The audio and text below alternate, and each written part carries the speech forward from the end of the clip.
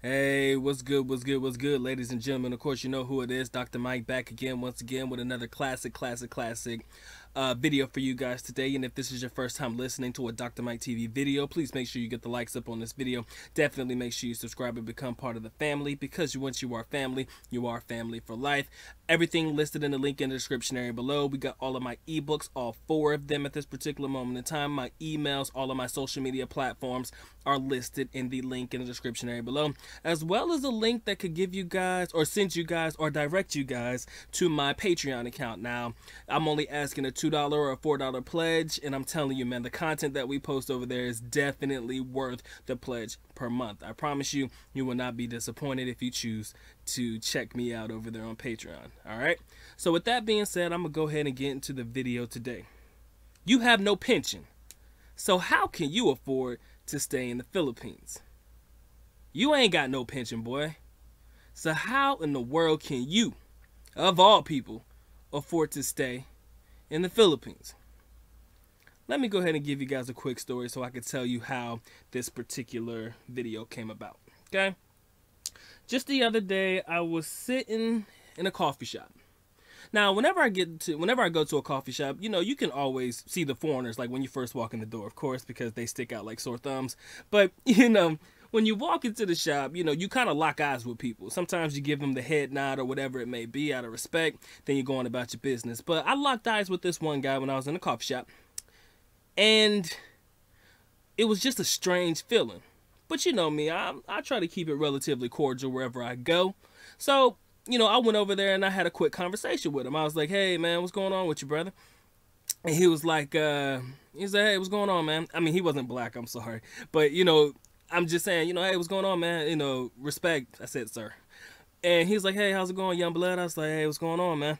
So we sat down and we had a conversation. So he was like, hey, man, young man, how'd you find your way to the Philippines? And I was like, well, you know, my father, you know, he's retired military, retired army and whatnot. You know, he married my stepmom. My stepmom's Filipina. He was here before me, and then I moved over here a few years later so I could go to college. I ended up staying for 10 years, you know, and then I got my education over here. It gave me a chance to study abroad, you know, and it kind of opened my eyes to wanting to travel and, of course, embracing the idea of travel. He was like, yo, man, that's pretty cool. And then, you know, those types of people who always try to outdo you with your stories and shit. This was the type of guy that this person was.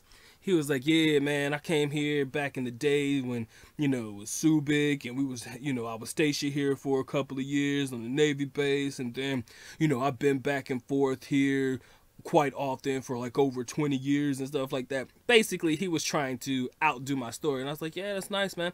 And I mean, you know, are you retired here now? He's like, yeah, young blood, I've been here for a minute. You know, I've been just sitting here, you know, just living my life and living my dream. You know, I got me a nice little girlfriend who's about 25, and, you know, he's just going on telling me his story, bragging about his life. You know how, you know, the people like that, right? So I was like, that's nice, man. I said, that's cool. I said, yeah, I met my girlfriend while we were in college and stuff like that. And he's like, blah, blah, blah. I was like, yeah, so that's nice. So we started conversating, and then he was like, so you said you were here for 10 years. You went back home, and I was like, why are you back here now? I said, you know, I'm just here on an extended vacation. Haven't really determined, you know, exactly what I want to do, if I want to go back, or, you know, if I want to stay here long term and figure it out and whatnot. But you know, I've been able to put away a little bit of money, so I'm able to stay for a relatively long time, for at least as long as I feel like it. He's like, what? He's like, young blood. He's like, what do you do to make money? Now, I want you guys to pay attention to this part, because I seem to get this question quite often about how I make money and how I'm able to live in the Philippines for as long as I have this particular moment in time. When I was in college, I was part of what they refer to as a retention program. It's just like an online tutoring service. I was actually directly linked to a company that was an online tutoring service for college kids. They help students with mathematics, they help students with English, and also business courses. You know, depending on whatever the student needed help with, you know, you were the specialist in that particular area. So I was the specialist in English, mathematics, and business. And things came to a head between me and that company, and I separated. So now I am an independent contractor.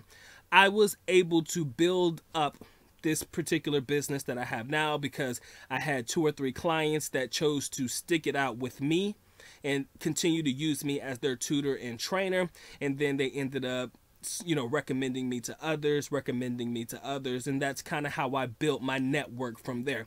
I can honestly say that I am lucky, and I can honestly say that I am truly blessed.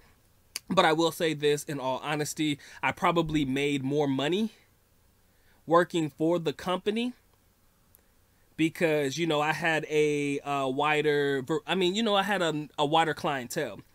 But then again, of course, they take their little cut from me and whatnot. So at least all the money that I do get from the people that I work with now is all mine. You feel me? So, I mean, what I'm doing right now is relatively okay. It works for me. It puts money in the pocket, keeps me happy, and it keeps me going on a daily basis. And of course, I'm not relying on this totally as my only source of income, but I'm definitely doing pretty well with it at this particular moment in time. And then again, quick FYI for those of you who think that I make millions of dollars on YouTube, come on now, y'all know better than that. I do okay on YouTube, but trust me, I'm nowhere near how other people do on YouTube. So I want you to understand that this is not an income that a person can live off of long term. Okay? So with that being said, I told him my story and everything like that. He was like, man, but me, man, then he tells me his story. He's like, yeah, man, I was in the military for 25 plus years. Man, I was, I did this for another 10 years. And man, I got my pension. I got my everything coming in, man. I'm making bank. I said, yeah, I'm pretty sure you are. I said, my father, he's retired military, he's got disability and stuff like that. So, I can almost assure that you're doing pretty well in life, So, push come to shove, and we were having a conversation, but everything it seemed that I was telling him, it almost seemed like he was trying to outdo me. All right. But then it led me to think about my people, my individuals, the guys who don't have a pension to rely on, people who have to get out there, put in the work, and actually find a way to make a living off of something other than working on being a tenure track professor, other than trying to get a pension or working hard for 40 fucking years to get a pension to last them for the remaining parts of their living days. Thinking about my younger people who choose to travel and my younger people who choose to try to get out there and see the world rather than waiting till they're 50. And people are often asking me, what would you recommend, Dr. Mike, as a way of, earning an income in the Philippines? And I did do a video on that before. I will probably leave that video link in the description area below, or I will use it as a, not a video card, but like a tag at the end of the video where, you guys can click on it so you guys can check it out. I'll make sure that I do that for you guys if you haven't seen it. But I often think about us as individuals, us as younger people who want to travel and see the world and actually, do things before we reach the super age of majority, like 50 or 60 years of age after working 100 years for a company or for, the military or the government or whatever it may be. And I came up with a few additional things that I believe will be helpful and beneficial to us as younger people looking to get jobs, online. And we're being so that you're able to work online and be able to live abroad. Currently, my situation, like I said, I kind of had to build my own network, which is not bad. I do, like I say, I do okay. I don't make a lot of money. I ain't no fucking rich guy, but I do okay for myself. So, the first thing that I do recommend is that you guys look into online English teaching. I feel like that is a huge industry. That is an industry that will never, ever go out of style. And I've seen many companies online that can pay you up to $20 US per hour. And this is a one-on-one training session with you and a student. Sometimes they have online classes wherein you may be in a class with like 10 or 15 students from an online perspective or standard. I've seen that too. But you can get paid anywhere between $20 and $25 an hour. That'll make you clear roughly about $2,000 a month, depending on how frequently you work. Let's say you do the regular 8 to 5 or 9 to 5 like you would a normal job, or maybe you just do like 4 hours a day. That's your $100 a day. You make $100 a day every day for 5 days. That's $500. So you're clearing, like I said, about $2,000. And this is relatively mostly tax-free. unless you are like I said, most of these companies are overseas now, so you're not gonna have to pay U.S. taxes on it. Especially, but it does depend on how you get paid. If you get paid by the company, and it goes to a bank account, yeah, you might have to pay money on that. But if you get paid through PayPal, like I did, of course, if you're getting a lot of money, yeah, you'll probably have to pay taxes on it. But then again, like I say, I don't clear enough for me to ever have to really come through on some tax shit. This isn't like my normal job when I, back home teaching. But yeah, I do recommend you guys check out online English teaching. It is a very huge field, and I do see a lot of people getting involved in that right now because it is one of the easier jobs to get into, and it does pay relatively well for you to be able to live a pretty decent life in Southeast Asia or overseas in general, okay? But there are a lot of jobs out there that you guys can do. I've seen people build networks. I've seen people create blogs and, their own networks and things like that. I've seen people do this. I've seen a person build his business from the ground up with just a Facebook page. I've seen people get involved in drop shipping. I've seen people do the eBay joint, like, where you just post products on eBay, and then when they buy it from you, you just buy it from the company, and you just have it, they send you the money, you pay for it through the company, you mark it up a little bit, make a little bit of money on it, and then, when you put in the email, the address for where it needs to be sent to, you just ask them for their address, and it sends right to them, so there's no overhead, there's no cost for you. All it is connecting the buyer to the seller. I've seen people get involved in businesses like that. I do find that those are the hardest businesses to start. Shopify stores, I've seen those. To me, Shopify is very hard.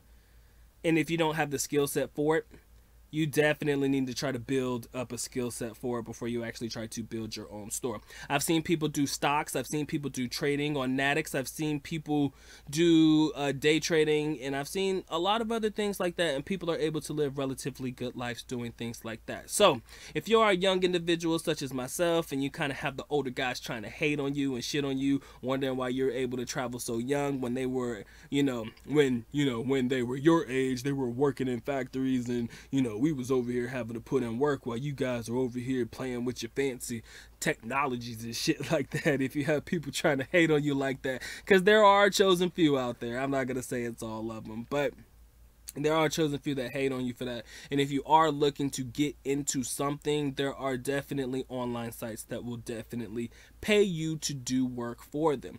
Now, again, you have to be specific, and you have to really be choosy in what you want to do. I've seen Upwork and places like that, but Upwork is not always reliable. And the reason I don't really like Upwork and freelancing work like that is because if you don't have a recommendation, or you don't have a portfolio that is built up to a place where you can actually get people to buy into what you're selling, it doesn't make any sense, because you're not going to get work. These people aren't going to hire you unless you have a way to prove to them that you are a qualified person to do that particular job that they are asking you to do. I find it to be relatively hard to get into jobs like that. But if you are looking to make a move, and you don't have any pension, definitely put a little money aside, something that's going to last you at least 6 months to a year to cover you while you look for work. Number two, if you're getting into a job that's online, I would not tell you to, okay, I got my savings, leave the country, and then try to rely on that online job to go the way you want it to, and then it fall apart. Try to get into a job before you leave. Work that job 2 to 3 months, maybe 5 or 6 months, while you're still continuing to build up your cash flow, and while you're trying to get into the swing of things with that particular job. And then once you see it moving in the right direction, you got some money set aside, things seem to be solid, make sure at that particular moment in time, then you move. When things start to get solid, then you start to make your moves.